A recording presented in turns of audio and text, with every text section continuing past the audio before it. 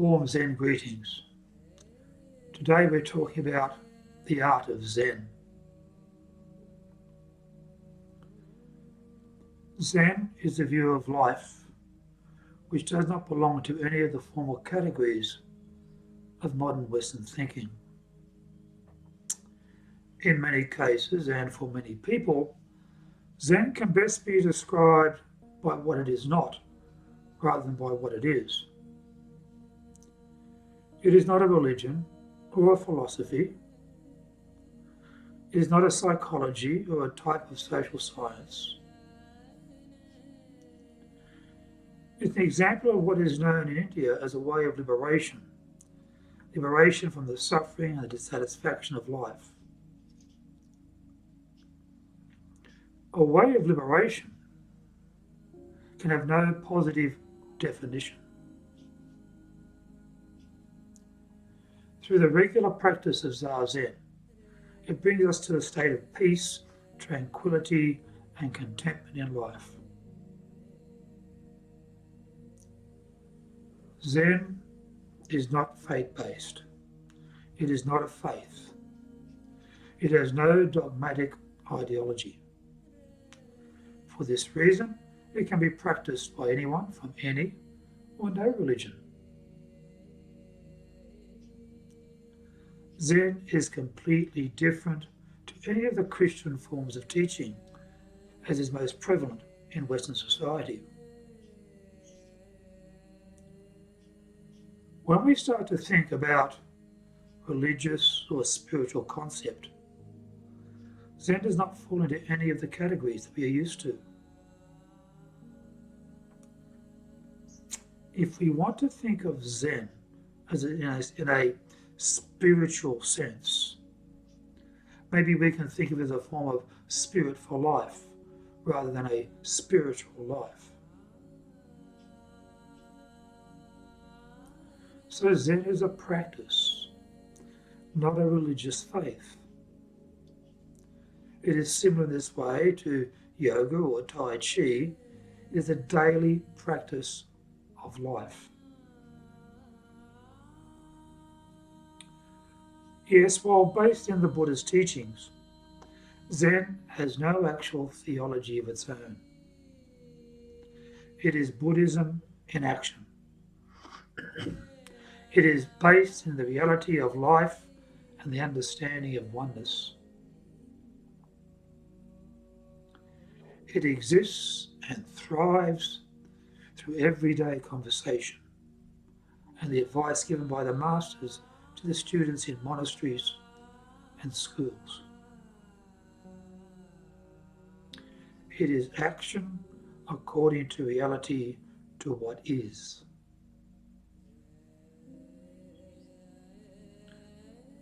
Zen is not as popular as many other complicated ancient teachings. Zen has nothing to offer. It is as it is, all pervading and empty.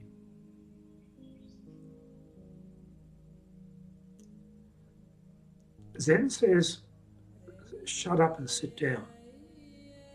And that is when our seeking begins. So many people want to seek, but they do not want to find. Zen is too simple to explain and yet too subtle to put into words.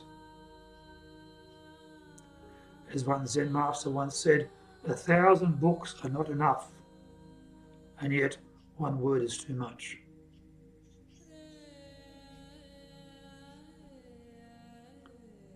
Zen is a practice, a pure, honest practice, devoid of nearly all exotic elements. But there is a rare beauty in it. But to notice it, we have to drop all ideas, recognize our ignorance, and sit down.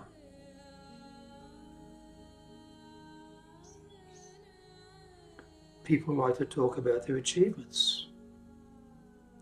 And in Zen, we have nothing to talk about. It comes to us as clarity, as understanding. Zen says, sit down and watch. It does not give us companions. We have to sit alone. In many other teachings, they give you a whole crowd to entertain us. Energy, chakras, demons, angels, gods, mandalas, symbols, tales of what you should see, where you should go. It's not so lonely. In Zen, we sit on our own. We have to face ourselves. We have to see ourselves maybe for the first time. And for many of us, it can be a bit frightening, a bit of a frightening experience.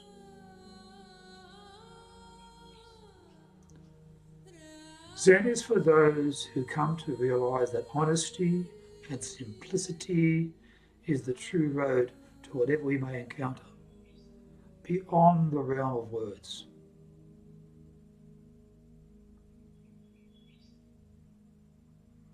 A life in Zen is being aware and awake to the present moment. When we eat mindfully. When we sit, we mindfully sit. When we polish our tile being a metaphor for life, it does not need to sparkle. It does not need to be perfect. The attainment of awareness is in the practice, in the action of polishing, not in the desire for perfection. Desire and craving bring suffering. So we just polish the tile. Zen has become the essence of Eastern culture and is guided by the Buddha's teachings, particularly the teachings of compassion and generosity. Zen is also based in these teachings, but it goes into the practice of mindfulness within ourselves on a daily basis. It is this practice of mindfulness that was Bodhidharma's special teaching beyond words, that points to our true self, to our suchness, our original nature, our Buddha nature, which can bring us to a full understanding of oneness, which can lead us to Buddhahood and possibly onto enlightenment.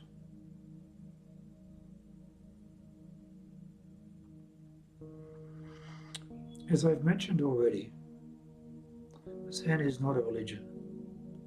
Yes, there are those who feel the need in their lives for something that feels like a formalized religion to attach themselves to. Hence, the existence of Zen monasteries and nunneries.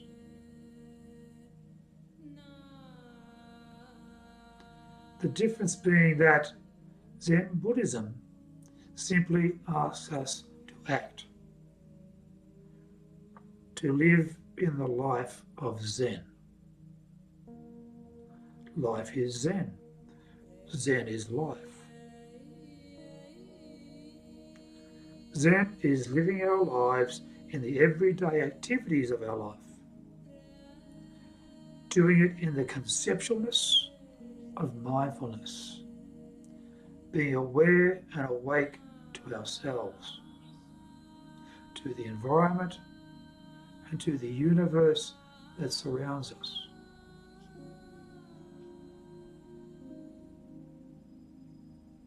We don't get involved in doing 100,000 prostrations in our life. We don't get involved in hours of repetitive mantras. We don't get involved in hours of prayer to God or gods.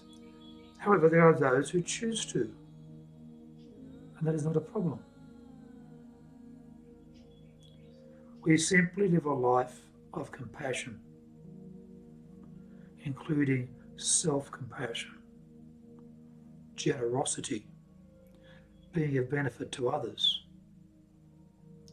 and the understanding of oneness with others and the world that surrounds us, and doing it mindfully. Bringing contentment and happiness into our lives and ending our suffering and discontentment and dissatisfaction now.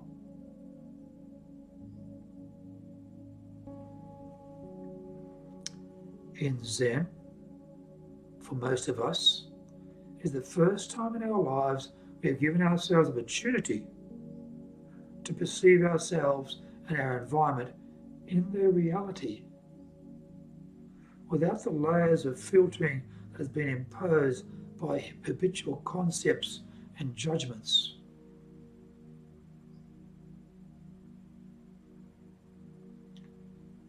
A glimpse of unmasked reality, no matter how no matter how momentary, can change our ways of viewing and living our lives. That direct view, so difficult to achieve, is what Buddhism calls opening one's eyes, or awakening.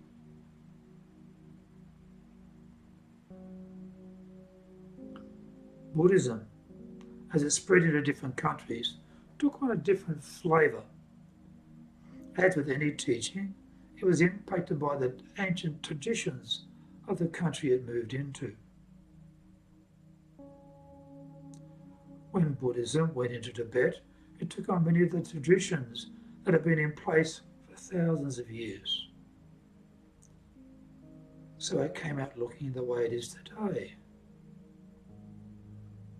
with great pageantry, with ancient beliefs in oracles and spirits and devils and the like. But these are just ceremonial things around the edge of Tibetan Buddhism. The teachings of the Buddha stay the same, do not change. When Buddhism went into China and then later into Japan, it took on the traditions of both nations. And now, today, it is known for its art and calligraphy and music and tea ceremonies, etc. However, once again, the Buddhist message stays the same.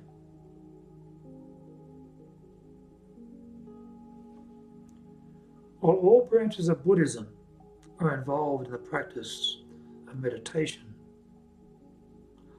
Chan and Zen delve much deeper into it.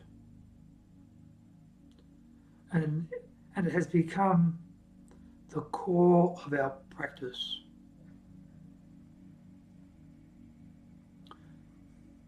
As I said before, Zen knowledge is the Buddha's teachings. The concept that is Zen is that of knowledge in action, in practice in our everyday life.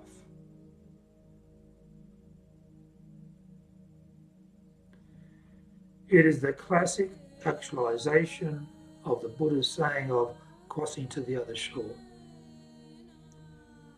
In Buddhism, we need to build a raft of knowledge to cross the other shore of understanding. But in Zen, once we have crossed the other shore of understanding, we set down this heavy raft of knowledge and we live the experience of the life in that knowledge and in the understanding that we have gained. And then, if when we come to another river of life that needs to be crossed, then we can build another raft of knowledge to cross to the next shore of understanding.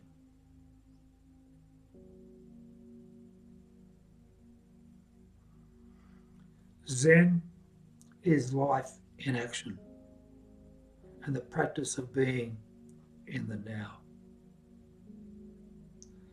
Zen is that calmness of mind that comes from meditation.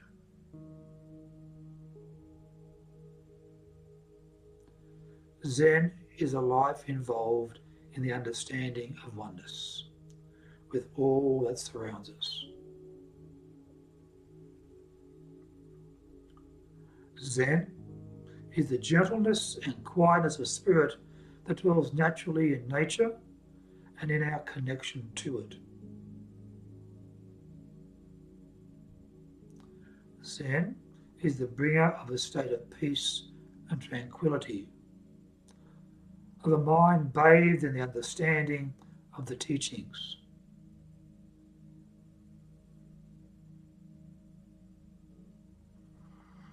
Objectively, Zen is three things. First, externally and objectively considered, it is a sect of Buddhism. As such, it has its own history and institutionalized forms. Secondly, from a deeper point of view, it is the heart and essence of Buddhism, having no doctrine or scriptures of its own, but pointing to the ultimate source of all Buddhist teaching, namely the enlightened experience of the Buddha.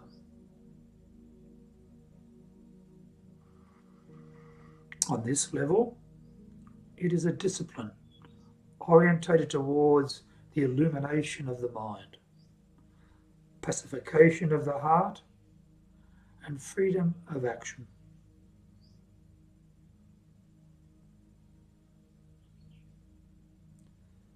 Thirdly, and still more profoundly considered, Zen transcends the particulars of Buddhism. In other words, it is the life of truth, of authentic being, wherein the self has overcome its alienation from itself and from all other things.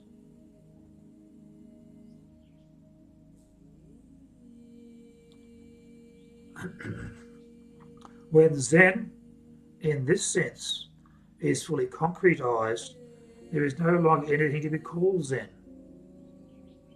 And the uniqueness of Zen, when it is realized, it bows out of being and just becomes life.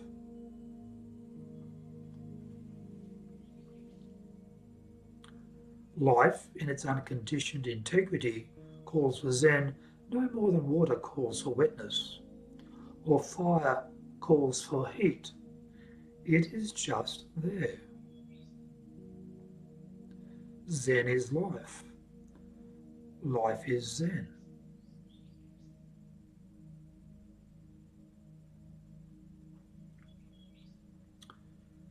We talk about the beginning of Zen starting in the 6th century AD, with the coming of Bodhidharma to India, from India to China, to bring a new way in the teachings. But in actuality, the original concept of Zen began in Lhasa 2,600 years ago. At the age of 80, the Buddha, knowing that his time was coming to an end, decided with around 1,250 followers to travel back to his father's kingdom, just for one last time. On this journey, the travellers stopped outside a particular village, and all the people of the village brought food and drink for the Buddha and his travelling companions. As was the custom, the Buddha, in return, would give a dissertation of his teachings. However, this time, when the Buddha came out to give his talk, he was carrying a flower, said to be a golden flower of the sandalwood tree. The Buddha sat down and just looked into the flower. 1 hour passed.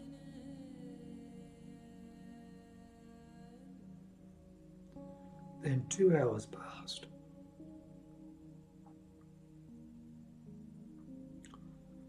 The crowd was beginning to get a little restless, waiting for the Dharma talk to begin. A 3rd hour passed. The Buddha's senior followers were getting a little concerned as they knew he wasn't well. A more junior disciple of the Buddha, Kashyapa, who was sitting in the front of the crowd, began to laugh. The senior disciples were quite upset that Kashyapa seemed to be laughing at the Buddha. With this, the Buddha looked up and called Kashyapa to him and presented him with the flower. The Buddha then said to the crowd, "All that can be given with words I have given you. But with this flower, I give Kashyapa the keys to all teachings." This became known as the flower teaching, the Flower Sutra. The keys to all teachings cannot be given through verbal communication. The key cannot be delivered through the mind. Nothing can be said about it.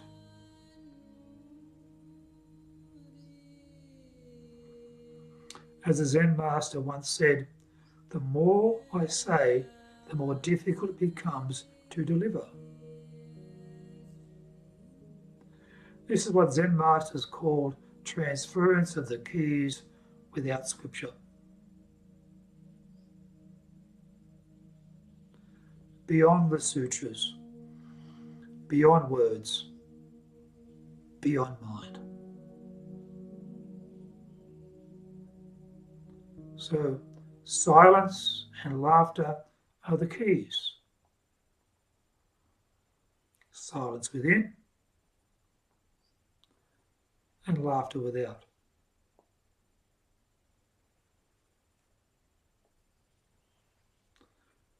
Thank you for listening.